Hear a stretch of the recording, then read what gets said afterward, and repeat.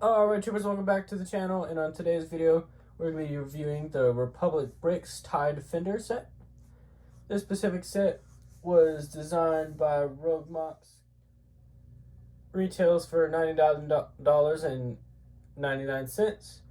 It is currently on sale for $89.99, with 3 currently left in stock as of the recording of this video, and has piece count of 512. So the pieces I got for this set were pretty good. There's no really scratches or markings or anything of the nature on any of these pieces. There was one piece missing, and that was in these front wings right here. You have these angled pieces, kind of get the shaping right.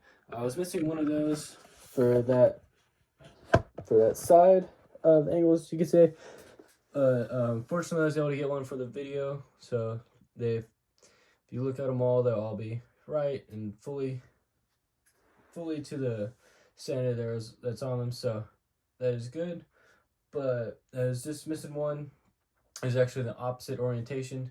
So if you look, that one is what I refer to as the right side of the panel there, and then what had been missed with one that was left oriented. So I just had to get those swapped out and then just finish it like that. But that was the only thing with the pieces. Moving on to the design. So the design in general is pretty good. They were to get the shaping and all the orientations right for most of the things. There's a couple things you just need to point out real quick here and just kind of talk about just a little bit, just briefly touch on. And those things being the wings. So the wings are supposed to be stationary, and on the in-universe model they were, which you can see that throughout the Rebels TV series. So I'll go ahead and show you here, but the wings on this model actually rotate. So if you hold it by the cockpit, you can rotate the wings around like that. And it is a pretty cool feature, but it's not really accurate. So that was one of the big things that I noticed with it. That was an inaccuracy. Cool feature, but still an inaccuracy. And the other thing was on here, and yes, it does fit a pilot in there. Go ahead and take him out. But this roof on the top, it doesn't stop there, so you can actually push it down further, and it will eventually stop on the back just because it's losing connection. But there's nothing to stop it on the inside like there would normally be from a Lego set per se. So that is one thing that a Lego set would have done that was not done here. And then the final thing I wanted to talk about was the stand. So the stand that came with it did not work very well at all. It was not able to stand up on its own, and it even rested on these wings. Now the stand I have at the moment also rests on these wings, but I'll end up working on a better one, and I've seen a couple other people already make better versions of them that look pretty good and actually hold minifigures that they could attach to it. So the only spot really that was good to attach it was these 4 studs right there on the bottom of that brick. And so I just stuck the stand in there, and like I said, this is just something I threw together to use for the video, and I will be getting a better one. But if you place it, depending on how you do it, it's kind of a little awkward on some of the stuff, but still works. Still gets the general idea across. But yeah, so that's just a couple things. And there's not really an easy spot to attach the stand aside from those studs I pointed out on the bottom. Now you could work in something different in the design, but given what's there, it's kind of hard to attach a stand there. And the weight is not very evenly distributed, so unfortunately, the best spot to attach the stand, weight distribution wise, is right here, where these 2 layer of plate and the layer of tile are to give separation between the wings on the back and the cockpit area. So that is about where the center of gravity is for the ship, and so also one of the better places to place a stand. But it's not really, as you saw, there's not really a place to attach such a stand. So that was one of the things that I noticed about it. And like I said, I didn't even use stand after initial assembly because it just fell over and some of the wings broke off. But I mean, yeah, so that was it for the design. And then that brings us to the cockpit. So as you can see, the cockpit here is about the same size as the Lego one, technically a little bigger because these, towards the bottom, it's flat across for the two stud width instead of what would have been the Lego one. For the arms, not needing as much room, so they filled it in with brick on the Lego one, versus here is left open, which in the long run, that's not going to really mean much, just that they included one less stud onto one of their bricks than Lego did, and that's just what happened to it. So it's not really like you're really missing anything there. It's actually, some people's opinion, preferable, just in that it gives the pilot more room. And yes, just like the Lego versions, it does fit a pilot, as you had seen earlier. But let's kind of go and show it. Go ahead and show it here. So just stick them in there like you would a Lego one. And then you can just close the top. And then just press it like that. And then that's one of the problems with the stand. Anytime you really mess with anything, it falls over. And believe it or not, this is actually an improvement on the one that came with it. And then you just close that top up. And then you're left with that. So this specific model is meant, in my opinion, to be left on a shelf. Or the only really play value it has is that you can fly it around in your hand like a starfighter.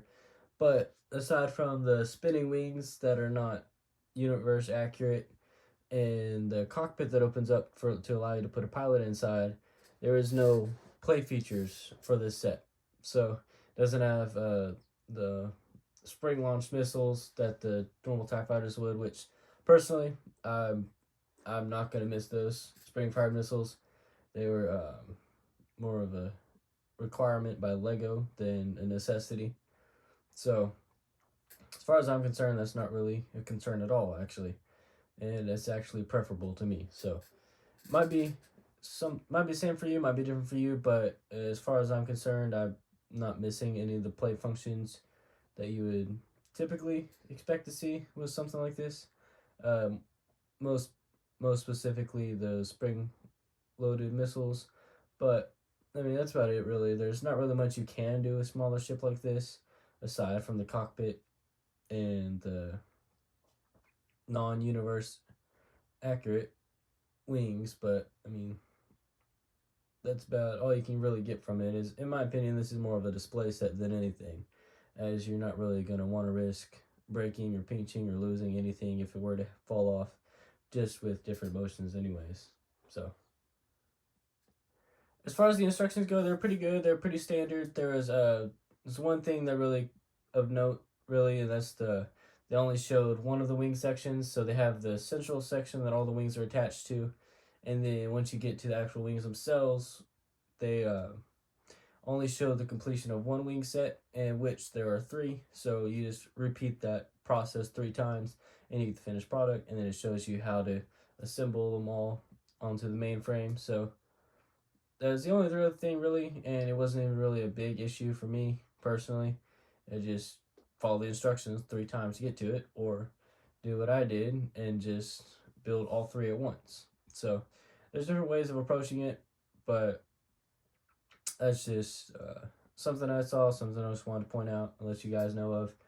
But yeah, so that brings us to our next topic. Is it accurate to the in-universe design? So as far as the ship itself, it is very accurate. There is hardly anything I really saw that was worth noting, and they're just small little inaccuracies that really in the long run don't make too much of a difference, but they are still technically inaccurate, so it's worth mentioning. And that'd be the spinning on the back that I've mentioned a couple times already, and by now it probably sounds like I'm beating a dead horse, but it does spin on the back, and it could be seen as either positive or negative, but it is not accurate to the in-universe design. So that brings us to the other thing, and really the only other thing that I could really find just by nitpicking it as much as I could, was these gray lines on the bottom and on the top of these different things are supposed to be diagonal, pointing inward towards the attachment point or attachment node on the wing that connects to the central body. So they do not have a slant there, they're parallel to each other. So that's just one thing really. And then depending on the reference image, you can find that these beams right here that hold the wings up were, depending on the reference image, like I said, could have either been too short or too long. And the same thing with the cockpit. They could have either been too big, too small, perfect, or whatnot. And I'll go ahead and throw a couple of those reference images up now so you can get your own look at it. So yeah, as you can see, just looking around it, it's pretty accurate. It gets the general picture at least. There's a couple minutia of just minute details that you could really nitpick if you really wanted to, such as the striping on the sides. But like I said, it is very accurate and not much really to point out. There's that does bring us to our last topic here. That is on Minifig Scale. So, simple answer, yes. It is Minifig Scale. So, let's go ahead and walk you through the math like I do always, just kind of show you where I got that from. So, the in-universe length of the craft is about 30.18 feet long, making a Minifig Scale model to be 9.05 inches long. The model here is 8.25 inches long, giving it a scale of 1 to 43.9. So call it 1 to 44 for simplicity's sake, which is still within the accepted range of 1 to 40 through 1 to 55 for a Minifig Scale model. So yes, that is where we got the numbers. And so yeah, if you're curious like I am, I like to see if anything's Minifig Scale. Some people care, some people don't. I do, so I like to include it in these videos in case someone else out there like me does want to know that stuff. But the answer is yes, it is Minifig Scale. And then that brings us to the last topic for today of would I recommend this set to friends or family? And the answer is yes, in a heartbeat, especially if you've seen the Rebels TV show, which heavily focuses on the TIE Defender program. On some of the episodes, it's a very cool, very interesting ship. And in the Star Wars universe, had it been mass produced like Grand Admiral Thrawn had wanted, it could have very well changed the tide of the war in the Empire's favor, just because the Rebel pilots were not used to dealing with Imperial ships that had shielding. And that was one of the biggest things on it, that the First Order actually eventually took into some of those design considerations and adjusted them to the regular time model, but that's beyond the scope of this video. So simple answer is yes, I would very much recommend this to friends and family, especially that it's pretty nice size for a $90 set. So if you liked the video, don't forget to leave a like, comment, and share this video with your friends. If you're new, go hit that subscribe button. And just a reminder, I am working towards a giveaway at the moment. And once we reach 500 subscribers on the YouTube and 500 followers on the Instagram, I will be selecting a winner. And to go ahead and enter that contest, you can go find the post on my Instagram. I'll end up adding it as a highlight on my page if I don't have it on there already. And yeah, you just follow the instructions on that post and I'll have you entered. So really do appreciate you guys, really enjoy doing these videos, and I will see you all next week.